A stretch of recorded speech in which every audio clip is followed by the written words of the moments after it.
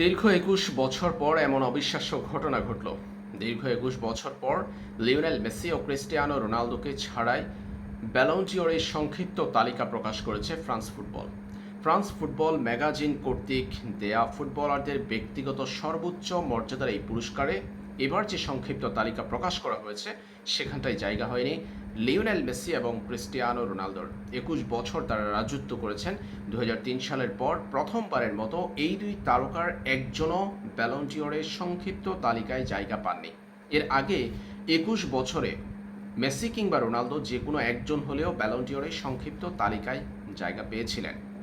এবারের ব্যালন ডি'অরের সংক্ষিপ্ত তালিকায় ৩০ জনের যে তালিকা প্রকাশ করা হয়েছে, সংক্ষিপ্ত তালিকা হিসেবে ৩০ জনের যে নাম প্রকাশ করা হয়েছে সেখানটায় আছেন ব্রাজিলিয়ান তারকা ভিনিসিয়াস জুনিয়র, আর্জেন্টাইন তারকা লাউতারো মার্টিনেজ, ইংল্যান্ডের জুড বেলিংহাম, স্পেনের রড্রি, এমন অনেক তারকায় আছেন।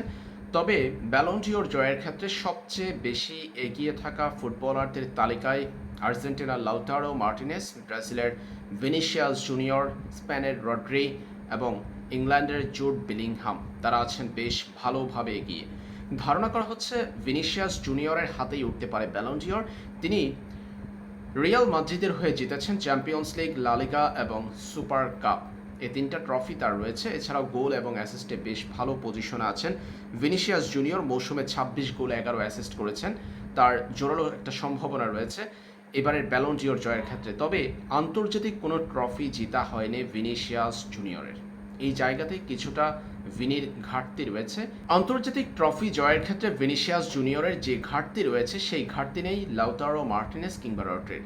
লাউতারো মার্টিনেজ ২০২৪ সালে আর্জেন্টিনার কোপা চ্যাম্পিয়ন হওয়ার পথে ৫ গোল করেছেন। ট্রফি জয়ে দলের জন্য বড় ভূমিকা রেখেছেন। পাশাপাশি টুর্নামেন্টের সর্বোচ্চ গোলদাতাও হয়েছেন লাউতারো মার্টিনেজ।